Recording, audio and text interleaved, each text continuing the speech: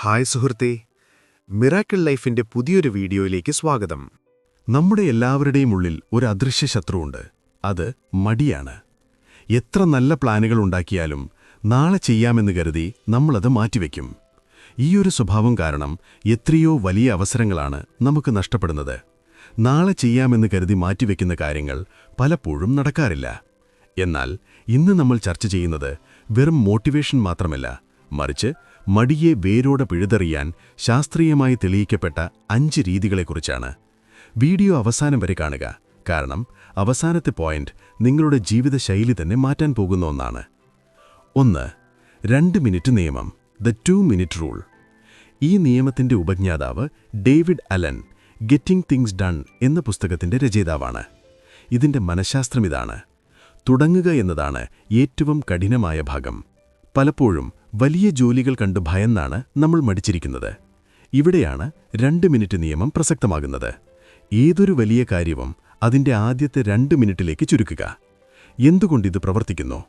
നമ്മളൊരു വലിയ ജോലിയെക്കുറിച്ച് ചിന്തിക്കുമ്പോൾ തലച്ചോർ അതിനെ ഒരു ഭീഷണിയായി കാണുകയും മടിയുണ്ടാക്കുകയും ചെയ്യുന്നു. എന്നാൽ വെറും 2 മിനിറ്റ് എന്ന് പറയുമ്പോൾ തലച്ചോർ ശാന്തമാകുന്നു.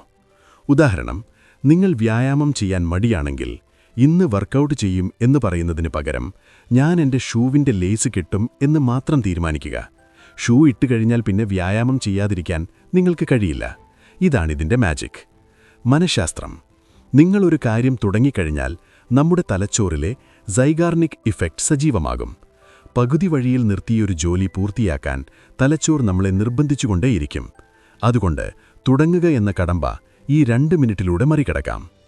2. 5 സെക്കൻഡ് നിയമം, ദ 5 സെക്കൻഡ് റൂൾ. നിങ്ങളുടെ മനസ്സ് ഒരു കാര്യം ചെയ്യാൻ തീരുമാനിച്ചാൽ വെറും 5 സെക്കൻഡിനുള്ളിൽ അതിനെ എതിർക്കാനുള്ള കാരണങ്ങൾ തലച്ചോർ കണ്ടെത്തും.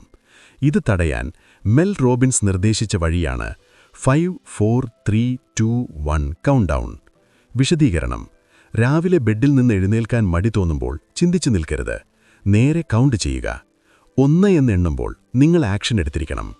ഉദാഹരണം, ഒരു ജോലി തുടങ്ങാൻ മടി തോന്നുമ്പോഴോ ഒരാളോട് സംസാരിക്കാൻ പേടി തോന്നുമ്പോഴോ ഈ കൗണ്ട് ഡൗൺ ഉപയോഗിക്കുക. ഇത് നിങ്ങളുടെ തലച്ചോറിലെ അനാവശ്യ ചിന്തകളെ ഷട്ട് ഡൗൺ ചെയ്ത് നിങ്ങളെ ഒരു റോക്കറ്റ് പോലെ പ്രവർത്തിക്കാൻ സഹായിക്കും. 3. ജോലിയെ ചെറുതാക്കുക, ചങ്കിങ്. നമ്മുടെ മുന്നിൽ ഒരു വലിയ മലയുണ്ടെങ്കിൽ അത് കയറാൻ നമുക്ക് ഭയം തോന്നും. എന്നാൽ ആ മലയെ ചെറിയ കഷ്ണങ്ങളാക്കിയാലോ? ഉദാഹരണത്തിന്, നിങ്ങൾക്കൊരു വലിയ പരീക്ഷയ്ക്ക് പഠിക്കാനുണ്ട്. അത് മൊത്തമായി ചിന്തിക്കാതെ അടുത്ത 20 മിനിറ്റ് ഞാൻ ഈയൊരു പാരഗ്രാഫ് മാത്രം പഠിക്കും എന്ന് തീരുമാനിക്കുക. ഗുണം: ഓരോ ചെറിയ ഭാഗം കഴിയുമ്പോഴും നിങ്ങൾക്ക് ലഭിക്കുന്ന വിജയം നിങ്ങളുടെ ആത്മവിശ്വാസം കൂട്ടും.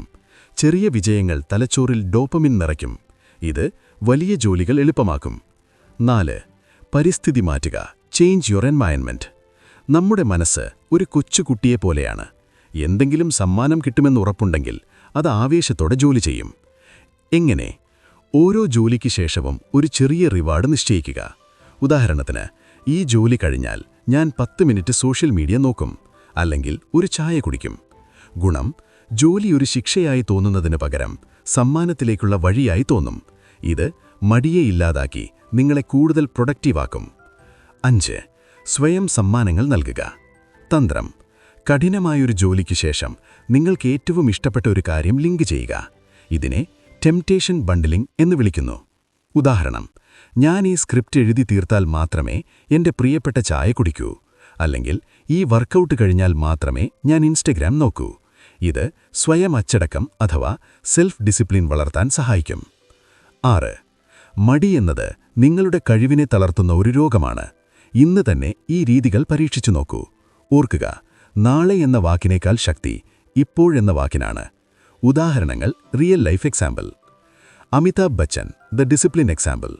ബോളിവുഡിലെ സൂപ്പർ സ്റ്റാർ അമിതാഭ് ബച്ചന് 80 വയസ്സ് കഴിഞ്ഞിട്ടും ഇന്നും ജോലി ചെയ്യാൻ മടിയില്ല. ഒരിക്കൽ അദ്ദേഹം പറഞ്ഞു, എനിക്ക് ജോലി ചെയ്യാതിരിക്കാൻ കഴിയില്ല, കാരണം ഞാൻ വെറുതെ ഇരുന്നാൽ എൻ്റെ മനസ്സ് എന്നെ അലസനാക്കും.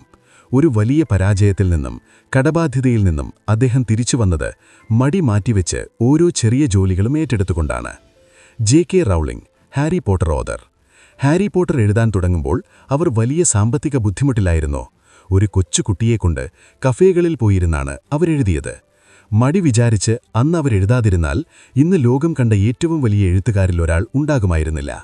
നമ്മൾ മാറ്റിവെക്കുന്ന ഓരോ മിനിറ്റും നമ്മുടെ വിജയത്തെയാണ് വൈകിക്കുന്നത് എന്നിത് കാണിക്കുന്നു.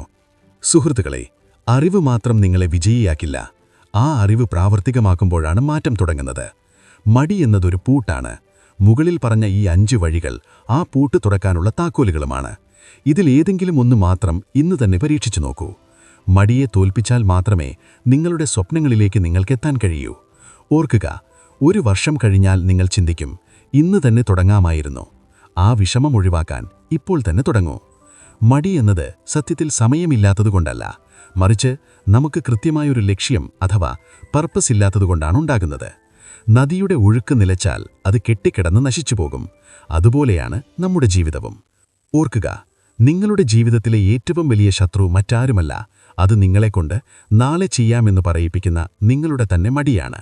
നിങ്ങൾ ഇന്ന് മാറ്റിവെക്കുന്ന ആ ചെറിയ കാര്യം ചിലപ്പോൾ നിങ്ങളുടെ ജീവിതം തന്നെ മാറ്റാൻ ശേഷിയുള്ള ഒന്നായിരിക്കാം. ലോകം കാത്തിരിക്കുന്നത് നിങ്ങളുടെ കഴിവിനാണ്, അല്ലാതെ നിങ്ങളുടെ ന്യായങ്ങൾക്കല്ല. അതുകൊണ്ട് ഇപ്പോൾ തന്നെ ആ 5 സെക്കൻഡ് കൗണ്ട് ഡൗൺ തുടങ്ങൂ. 5, 4, 3, 2, 1. എഴുന്നേൽക്കൂ. നിങ്ങളുടെ സ്വപ്നങ്ങളിലേക്ക് ഒരു ചുവടെങ്കിലും ഇന്ന് തന്നെ വയ്ക്കൂ. ഈ വീഡിയോ നിങ്ങൾക്ക് ഉപകാരപ്പെട്ടുവെങ്കിൽ മടിയൻ എന്ന് നിങ്ങൾ വിളിക്കുന്ന നിങ്ങളുടെ ആ കൂട്ടുകാരന് ഇതയച്ചു കൊടുക്കൂ.